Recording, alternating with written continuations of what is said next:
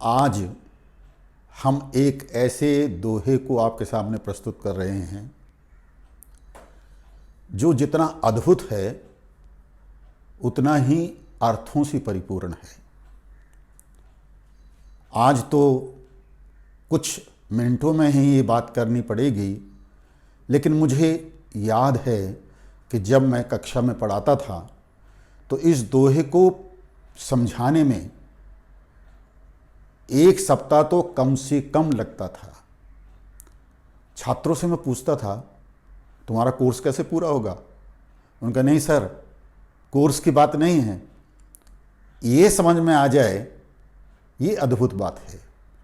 और मुझे प्रसन्नता होती थी कि सामने बैठे हुए छात्र काव्य के रस में इतने लीन हो जाते थे कि एक सप्ताह तक एक दोहे का अर्थ चलता रहता था और वह उसे तल्लीनता से सुनते रहते थे, और मैं भी बहुत निमग्न होकर उस अर्थ के सागर में गोते लगाता रहता था। बिहारी का एक बहुत प्रसिद्ध दोहा है, मेरी भवबाधा हरो राधा नागरी सोए, जातन की झाई परे श्याम हरित दुति होए। क्या अद्भुत कलाकारी बिहारी ने अपने इस दोहे में प्रस्तुत की है, अद्भुत है।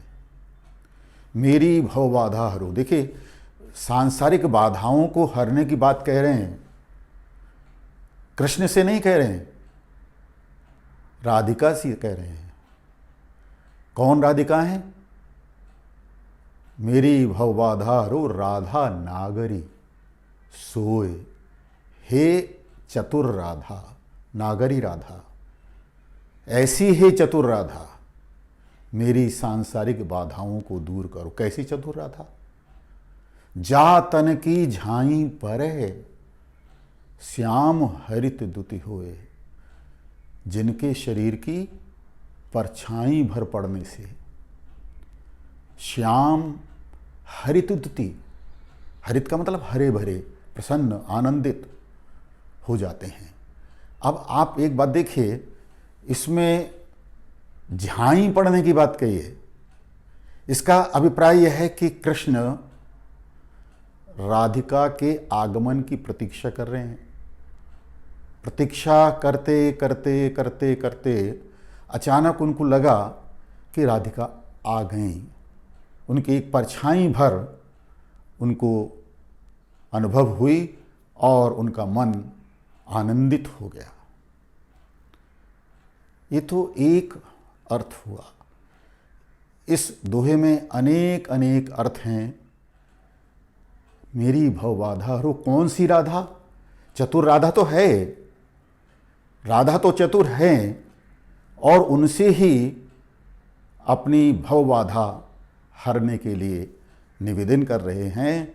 लेकिन जा तन की झाई परे श्याम हरित दुति होए। अब आप कल्पना कीजिए, श्याम का अर्थ यहाँ पर नीला है, और नीला कितना गहरा होता है ये आप जानते हैं। और जब हरा रंग बनाया जाता है तो उसमें नीले में पीला मिलाया जाता है या पीले में नीला मिलाया जाता है? पीले में नीला मिलाया जाता है।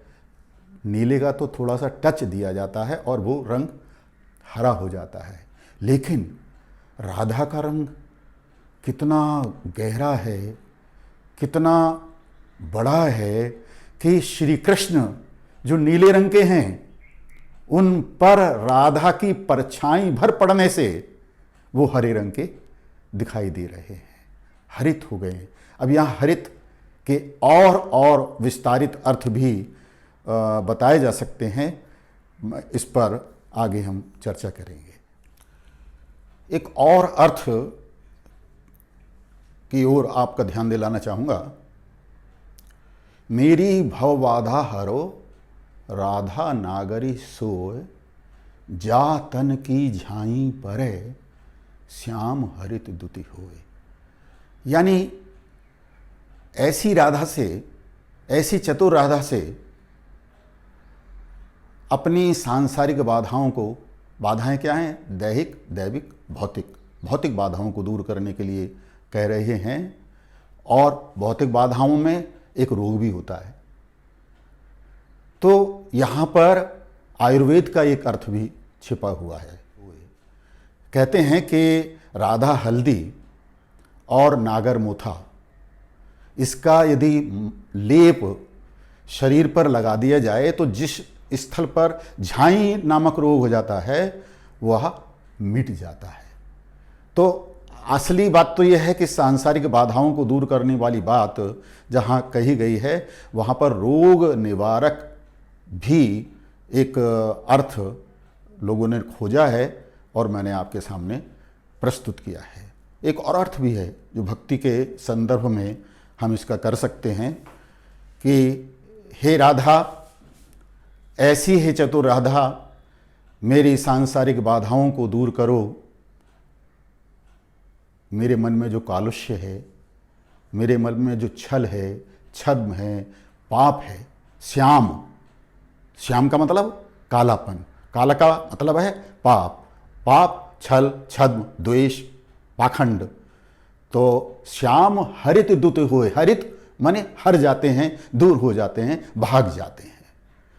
तो हे राधा, हे चतुर राधा, मेरी सांसारिक बाधाओं को दूर करो। क्यों?